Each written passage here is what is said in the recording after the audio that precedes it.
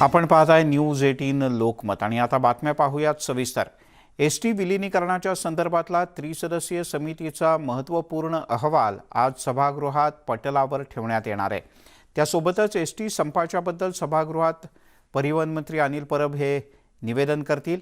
यावेळेला विलीनीकरणाच्या संदर्भातली सरकारची भूमिका औपचारिकपणे पुन्हा एकदा जाहीर केली जाईल। विलीनीकरणाच्या मागणीवर राज्यभरातील एसटी कर्मचारी ठाम आहेत। विलीनीकरणाशिवाय आणखीन कोणताही तोडगा नको अशी ठाम भूमिका कर्मचाऱ्यांची आहे। त्यामुळे राज्य सरकार आज अहवाल पटलावर ठेवल्यानंतर काय भूमिका घेतं हे पाहणं महत्त्वाचं आहे। तिकडे एसटी संपाचा मोठा फटका राज्यातल्या सर्वसामान्य जनतेला बसलाय। जनतेचे हाल होत आहेत। जळगाव जिल्ह्यातल्या बोदवडमध्ये एका विद्यार्थिनीचा अपघातात मृत्यू झाला। एसटीच्या संपामुळे खासगी जीपमधून प्रवास करण्याशिवाय कोणताही पर्याय त्या मुलीला नव्हता। गर्दीने भरलेल्या जीपमधून प्रवास करत असताना ती खालती पडली आणि उपचारादरम्यान तिचा मृत्यू झाला। एसटीच्या विलीनीकरणासंदर्भातला त्रिसदस्यीय समितीचा अहवाल आज सभागृहात पटलावर ठेवण्यात येईल। त्यासोबतच एसटीच्या संपाबद्दल सभागृहात मंत्री निवेदन करतील। यावेळेला विलीनीकरणाबद्दलची सरकारची भूमिका औपचारिकपणे पुन्हा एकदा मांडली जाईल। त्यामुळे राज्यातल्या एसटी कर्मचाऱ्यांचं सरकारच्या भूमिकेकडे आजही लक्ष असेल।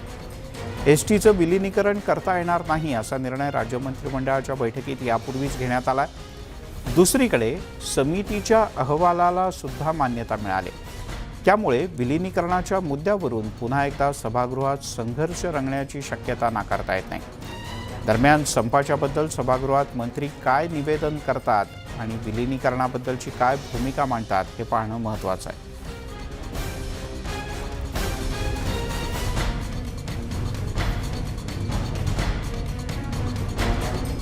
आणि थेट जाऊयात, प्रणाली कापसे आपल्या प्रतिनिधी आपल्यासोबत आहेत। प्रणाली, एसटीच्या कर्मचाऱ्यांना आज कदाचित शेवटची अपेक्षा आहे असं आपण म्हणायचं। भले सरकारने जाहीर केलं विलीनीकरण शक्य नाही, पण तरी मंत्री सभागृहात बोलताना एखादा काहीतरी असा धागा सोडतील की ज्यामुळे अपेक्षा आणखीन वाढतील।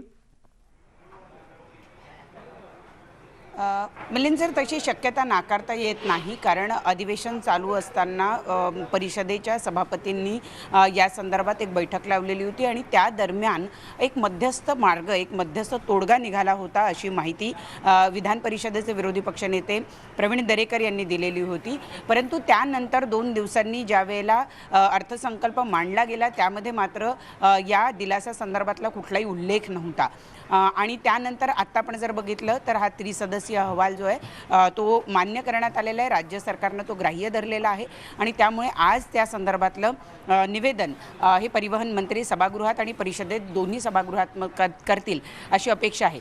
सगळ्यात महत्त्वाचं म्हणजे या आता हे तर मान्य झालेलं आहे की विलीनीकरण शक्य नाही, परंतु हा जो काही तोडगा, ज्या तोडग्यावर विरोधी पक्षाचं आणि सत्ताधारी पक्षाचं एकमत झालेलं होतं, तो तोडगा तरी म्हणजे 7व्या वेतन आयोगाच्या जवळपासचं काहीतरी या कर्मचाऱ्यांना देता येतं का याची वाट खरं तर विरोधकही पाहत आहेत आणि त्याचबरोबर संपावर बसलेले सगळे एसटी कर्मचारी सुद्धा बघतायत। आज समजा जर त्या संदर्भात काही घोषणा झाली तर नक्कीच आनंदाची बातमी असणार आहे सगळ्या कर्मचाऱ्यांसाठी आणि त्याचबरोबर हा संपूर्ण लढा ज्यांनी आतापर्यंत सुरू ठेवला ते प्रत्येक डेपोतले कर्मचारी जर का 7व्या वेतन आयोगाच्या जवळपास पगार नेऊन ठेवले तर कदाचित मार्ग निघू शकतो।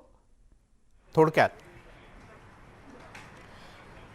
मिलिंद सर, आता हा शेवटचा पर्याय आहे कर्मचाऱ्यांपुढे सुद्धा, कारण आता विरोधी पक्ष सुद्धा या मुद्द्यापर्यंत येऊन पोहोचलेला आहे की सरकार जर विलीनीकरणाच्या जवळपास विशेषतः 7व्या वेतन आयोगाच्या जवळपासचं जर काही देत असेल तर ते कर्मचाऱ्यांनी मान्य केलं पाहिजे। इतक्या दिवस झाले, 5 महिने झाले हा संप सुरू आहे आणि त्याचा फटका राज्यातल्या जनतेला सुद्धा बसतोय। कर्मचाऱ्यांना तर बसतोच आहे, परंतु जनतेला सुद्धा मोठ्या प्रमाणात बसतोय आणि त्यामुळे आता यातून काहीतरी शेवटचा मार्ग हा काढलाच गेला पाहिजे अशी भूमिका कर्मचाऱ्यांची आणि त्याचबरोबर विरोधकांची सुद्धा 6 महिने झाले प्रणाली या संपाला। त्यामुळे अपेक्षा करूया की आज तरी शेवटचा पर्याय, शेवटची फुंकर काही घातली जाते का सरकारच्या वतीने। तुर्तास धन्यवाद। आम्ही तुझ्याकडनं वेळोवेळी ताजी माहिती घेत राहू। एसटीच्या संपाचा सर्वसामान्यांना फटका बसतोय आणि एक ताजी घटना या क्षणी आत्ता हाती आली आहे ती धुळ्यातून रिक्षामधून पडून एका विद्यार्थिनीचा मृत्यू झालाय। एसटी नसल्यामुळे रिक्षातून प्रवास अनेकदा करावा लागतो आणि जळगावच्या बोदवडमधली घटना आहे. रिक्षामधून क्षमतेपेक्षा खूप जास्त प्रवासी भरून वाहतूक सुरू होती आणि त्यावेळेला रिक्षातून प्रवास करणारी विद्यार्थिनी खालती पडली, जखमी झाली. मोठ्या प्रमाणात तिला रुग्णालयात दाखल करण्यात आलं, पण तिचा मृत्यू झाला. इम्तियाज अहमद आपले प्रतिनिधी आपल्यासोबत आहेत. इम्तियाज, नेमकं काय झालं? मिलिंद सर, जळगाव जिल्ह्यातील बोदवड तालुक्यातील शेलवाडा या गावाची घटना आहे.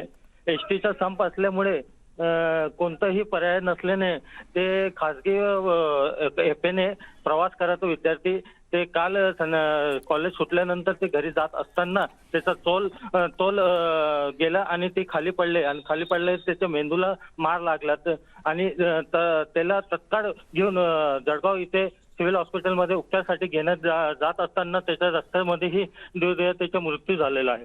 सर, बरं इम्तियाज, तूर्तास धन्यवाद या माहितीबद्दल.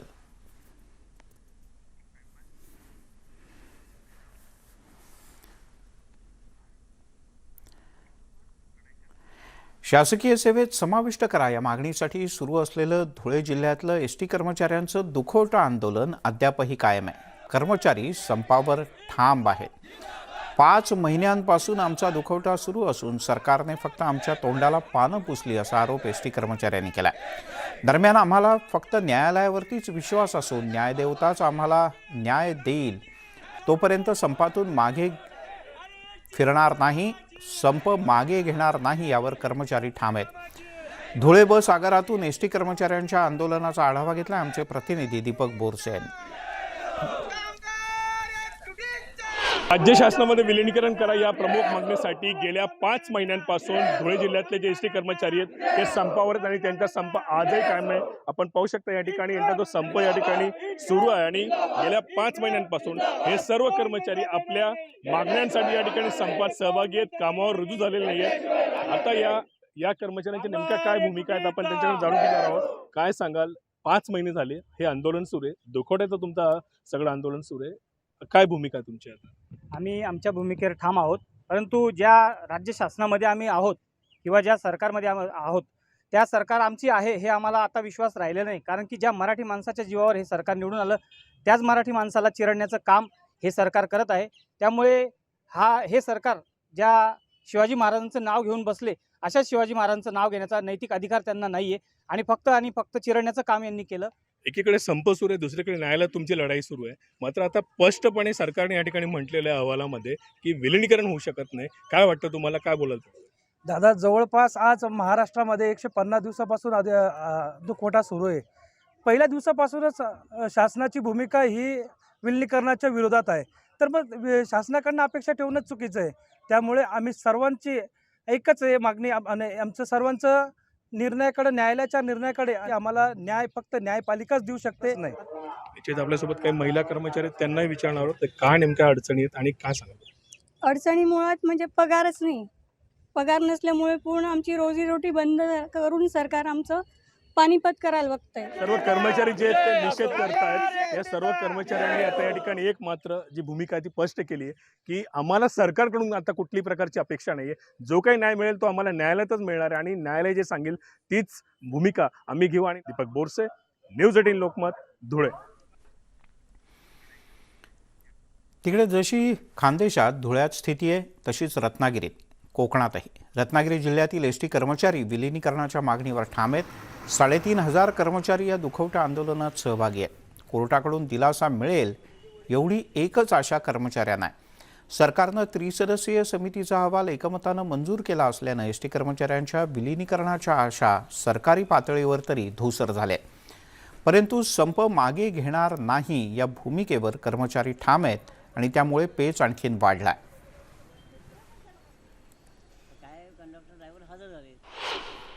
रत्नागिरी जिल्ह्यातले कर्मचारी संपावरती ठाम आहेत. त्यांना न्याय हवा आहे, परंतु आज सरकार नेमकं काय भूमिका घेतं आहे याकडे त्यांच्या नजरा लागलेल्या आहेत. एस टी कर्मचाऱ्यांच्या आत्महत्या सुरू आहेत, परंतु मायबाप सरकारला जाग कधी येणार असा प्रश्नसुद्धा या कर्मचाऱ्यांमधून विचारला जातो आहे. माझ्यासोबत काही कर्मचारी आहेत, आपण त्यांच्याकडून जाणून घेऊया नेमक्या त्यांच्या काय भावना आहेत. दादा, मला सांगा, आज 5 महिने होऊन गेले, सरकार तोडगा काढत नाही, काय तुमच्या भावना आहेत? आमचं एकच म्हणणं आहे की मुख्यमंत्री साहेबांना की एस टीचा प्रश्न जे इतके दिवस 4 महिने झाले ते 4.5 महिने झाले पेंडिंग पडलेला आहे. या पगाऱ्या नाहीत काय नाहीत. 110 कर्मचारी आतापर्यंत ऑफ झालेले आहेत. एस टीचा प्रश्न हे मार्गी लावण्यासाठी मुख्यमंत्री साहेबांना हेच विनंती करतो, तुमच्यानं होत असलं तर करा, नाही होत असलं तर तुम्ही स्वतःहून राज्यपालाकडे मुख्यमंत्रीपदाचा राजीनामा द्या. मुख्यमंत्री असो किंवा परिवहन मंत्री असो एस टीच्या कर्मचाऱ्यावर कुठलाही निर्णय द्यायला तयार नाहीत. हे आतमध्ये आपसामध्ये मीटिंग घ्यायला लागलेत, कुठलं सोल्युशन काढत नाही ना कोर्टाच्या समोर काय बोलत नाहीत. ह्यांना जे काय असेल ते लवकरात लवकर तोडगा काढून एस टी कर्मचाऱ्याच्या मागण्या पूर्ण करावेत ही विनंती. नक्कीच एस टी कर्मचाऱ्यांना न्याय द्यावा. तुम्हाला न्याय मिळेल असं वाटतंय का? आम्हाला नक्कीच कोर्टाकडून न्याय मिळेल असं वाटतं. प्रथम तर मी सांगतो आमचे जे 107 बांधव जे शहीद झाले त्यांना भावपूर्ण श्रद्धांजली. ह्या सरकारला देशद्रोही आहेत त्यांचे जे मंत्री, त्यांच्यासाठी वेळ आहे. स्वतःचे मेवणे जे ईडीच्या कचाट्यात सापडले त्यांच्यासाठी वेळ आहे. पण जे आमचे 107 शहीद झालेले बांधव आहेत त्यांच्यासाठी यांना वेळ नाही. आज आमचा दुखावटा चालू होऊन 136 दिवस झाले तरी या सरकारला अजून जाग आलेली नाही. माझं एवढंच म्हणणं आहे, तुम्ही पण जेवढा आमचा अंत पाहताय आम्ही पण तेवढंच ठाम राहू. कर्मचारी आपल्या भूमिकेवरती ठाम आहेत, त्यांना न्याय हवा आहे, परंतु सरकार न्याय देतोय का हेच पाहणं महत्त्वाचं आहे. शिवाजी गोरे, न्यूज 18 लोकमत, दापोली, रत्नागिरी. हा रिपोर्ट. तिकडे मालेगावमधल्या 2008च्या बॉम्बस्फोट खटल्यामध्ये न्यायालयाच्या सुनावणीच्या दरम्यान आणखीन एका साक्षीदारानं आपली साक्ष फिरवली. तब्बल 19वा हा साक्षीदार आहे की ज्यानं आरोपींची ओळख पटवण्यास स्पष्टपणे नकार दिला. बॉम्बस्फोट खटल्यातील 19व्या साक्षीदारानं स्फोटातील आरोपी लेफ्टनंट कर्नल प्रसाद पुरोहित हे वगळता अन्य कुणालाही ओळखण्यास नकार दिला आहे. मी इतर कोणत्याही आरोपीला ओळखत नाही किंवा त्यांना कधी भेटलो नसून आपल्या जुन्या विधानाबद्दल काही आठवत नाही असं साक्षीदारानं म्हटलंय. अजित मांढरे आपले प्रतिनिधी आपल्यासोबत आहेत. अजित, हे आता रुटीन झालंय साक्षीदार फिरणं आणि त्यानं म्हणणं की मी ओळखत नाही कोणाला? ह्याला रुटीन म्हणता येणार नाही, कारण का आपण जर पाहिलं तर या प्रकरणामुळे त्यावेळी इतकं राजकारण झालं होतं की एका मंत्र्याला राजीनामा देखील द्यावा लागला होता. आणि त्याच पद्धतीनं हेमंत करकरे हे तत्कालीन एटीएसचे प्रमुख जे होते त्यांना जेव्हा जेव्हा शहीद झाले होते 26 अकराच्या हल्ल्यामध्ये, कसाबच्या हल्ल्यामध्ये, त्यामध्ये देखील त्यांना कसाबने नाही तर जी RSS नावाची संस्था आहे किंवा इतर ज्या हिंदुत्ववादी संस्था ज्या आहेत यांनी त्यांना मारला असा वेळोवेळी आरोप करण्यात आले. वेळोवेळी त्यांना त्या ठिकाणी त्यांच्यावरती आरोप केले गेले. पण हा सगळा राजकारणाचा भाग असताना ही 19वी साक्षी जी आहे ती फार महत्वाची आहे. कारण का या व्यक्तीनं, जो माजी सैनिक आहे, या व्यक्तीनं अत्यंत महत्वाचं विधान केलेलं आहे. ते म्हणजे तत्कालीन ATS प्रमुख हेमंत करकरे यांनी मला दबाव आणून हा जबाब द्यायला लावला होता आणि मला जबरदस्तीने हा जबाब द्यायला सांगितला होता. मी हा जबाब दिलेला नव्हता. आणि या सगळ्या गोष्टीमध्ये जर आपण पाहिलं तर आतापर्यंत 19 साक्षीदार फिरलेले आहेत सलग 1 नंबरपासून. अजित, मी तुला म्हणूनच विचारलं की हे रुटीन झालंय का? कारण 1-2 साक्षीदार फिरणं होऊ शकतं, पण जेव्हा 10, 15, 18, 19 साक्षीदार फिरतात तेव्हा आश्चर्य वाटतं. आणि दुसरी गोष्ट, आणखीन किती दारांच्या साक्षी व्हायच्यात? आणखीन जवळपास 41 जण आहेत ज्यांची साक्ष अजून पूर्ण व्हायची आहे. कारण का हे प्रकरण इतकं मोठं होतं की व्याप्ती इतकी मोठी होती की प्रत्येक पुरावा गोळा करणं हे तपास यंत्रणेसमोर मोठं आव्हान होतं. त्यांनी तसं केलंही आहे. पण सर्वात महत्वाचं जे असतं, एखादी गोष्टीचा पंचनामा करून त्या ठिकाणी जे पंच असतात किंवा साक्षीदार असतात त्यांचे जबाब नोंदवणं हे महत्वाचं असतं. आणि घटना घडल्यानंतर संपूर्ण खटला जो आहे तो या साक्षीदारांच्या जबाबावरतीच उभा राहतो. पण जर आपण पाहिलं तर सगळ्याच साक्षीदारांनी जवळपास साक्ष फिरवलेली आहे. त्यामुळे 2008चं मालेगाव प्रकरण जे आहे या प्रकरणामध्ये ATSने काय तपास केला होता यावर देखील प्रश्नचिन्ह उपस्थित होत आहेत. कारण या आधी देखील एका विशिष्ट मुस्लिम तरुणांना काही पकडलं होतं, त्यांना काही कालांतराने सोडावं लागलं, त्यांना निर्दोष सोडण्यात आलं. त्यांच्या विरोधामध्ये कोणताही गुन्हा नव्हता किंवा त्यांना जबरदस्तीने अडकवण्यात आलं होतं. आणि आता इथं जे लोक आहेत त्यांच्या बाबतीत देखील तेच घडताना दिसतंय. त्यामुळे 2008 हा जो बॉम्बलास्ट झाला होता त्यामध्ये आरोपी नेमके कोण आहेत हा देखील मोठा प्रश्न आहे. प्रश्न आहे. आरोप भरपूर होत आहेत. हिंदू ज्या हिंदुवादी संघटना आहेत त्यांच्यावर आरोप केले जातात. आता बरोबर. त्यावेळी म्हणजे मुस्लिम अजित संघटनेवर पुढच्या आरोप केले काही जातात. दिवसांमध्ये जर का आणखीन आरोपी फिरले, आणखीन साक्षीदार जर का फिरले, तर सरकारी पक्षाची बाजू ही अतिशय अडचणीची होईल. त्यांना याचं उत्तर द्यावं लागेल. कदाचित न्यायाधीश याचा जाबही विचारतील. अजित, तुर्तास धन्यवाद या माहितीबद्दल. सध्या अधिवेशन सुरू आहे आणि या अधिवेशनात गुरुवारी महाराष्ट्र स्थानिक प्राधिकरण राजभाषा विधेयक मंजूर करण्यात आलं. आजवर केवळ महाराष्ट्र शासनापुरताच हा कायदा मर्यादित असल्यामुळे महापालिका जिल्हा परिषद पातळीवर मराठी भाषेचा प्राधान्यानं वापर करणं बंधनकारक नव्हतं.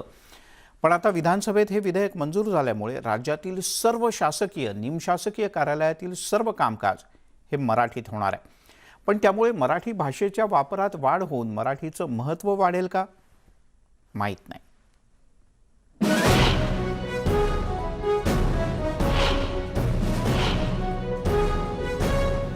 मराठीला अभिभाषेचा दर्जा कधी मिळणार हे अद्याप स्पष्ट झालेलं नाही.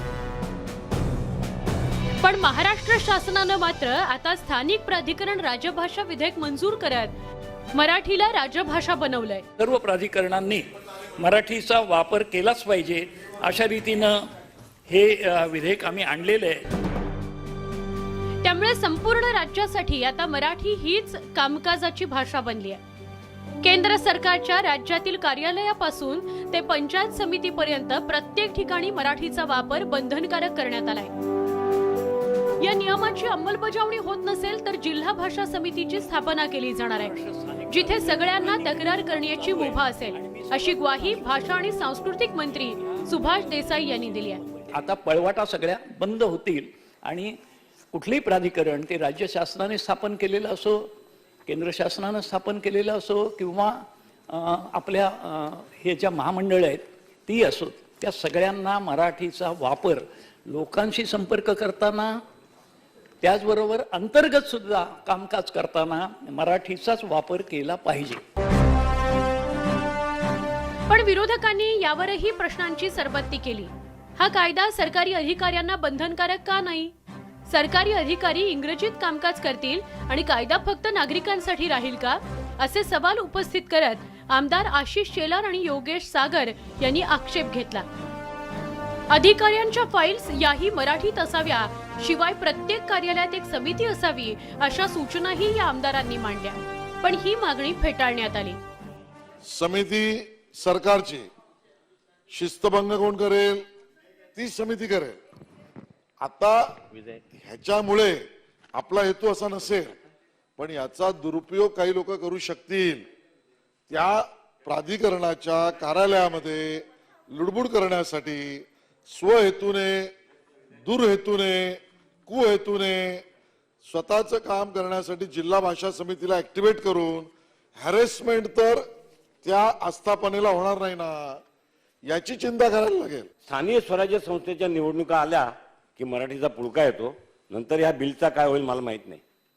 अध्यक्ष महोदय, आपण हे काम करा. अनिलजी, मी तुमच्या 100% समर्थन करतोय. 100% मी 100% समर्थन करतोय. आपण सगळ्या नसती जे आयुक्तांच्या सह्यापर्यंत जाणार आहे त्यावरती ज्या ज्या नोंदी जे अधिकारी करणार आहेत किंवा आयुक्त त्याच्यावरती काय टिप्स लिहिणार असतील ते सुद्धा त्यांनी मराठीतच लिहावे, अशी आपण याच्यामध्ये का तरतूद करत नाही.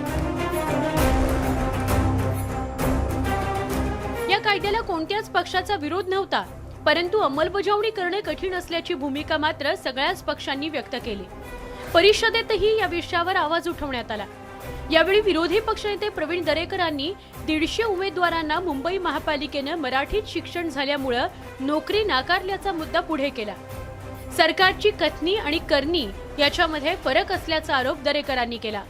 साधारणतः 150 शिक्षक कपिल पाटील साहेब हे मराठी महापालिकेतनं शिकलेत. त्याने आंदोलन केलं तिकडे आझाद मैदानावर. मी गेलो होतो. ते महापालिकेतनं मराठी शाळेत शिकले म्हणून त्यांना त्या ठिकाणी नोकरीवर घेत नाही. मग जर मराठी शिकले, तिथे सत्ता असणारी शिवसेना महापालिकेत मराठीतनं शिकले म्हणून घेणार नसाल तर हा कायदा काय करायचा? कामकाजात मराठीचा वापर वाढण्याला या विधेयकानं फायदा होणार आहे. पण जोपर्यंत मराठी भाषेचा नोकरी मिळवण्यासाठी प्राधान्यानं विचार केला जाणार नाही, तोपर्यंत मराठीची उपयुक्तता वाढणार नाही. त्यामुळे या दृष्टीनं सरकार काय पावलं उचलतं हे पाहणं महत्त्वाचं ठरणार आहे. प्रणाली कापसे, न्यूज 18 लोकमत, मुंबई. त्यामुळे शक्यतो दैनंदिन वापरात जितके जास्त मराठीचे शब्द आपण वापरू तेवढी मराठी आणखीन समृद्ध होईल. यासोबतच नमस्ते महाराष्ट्रामध्ये इथेच थांबूयात. पाहत राहा न्यूज 18 लोकमत.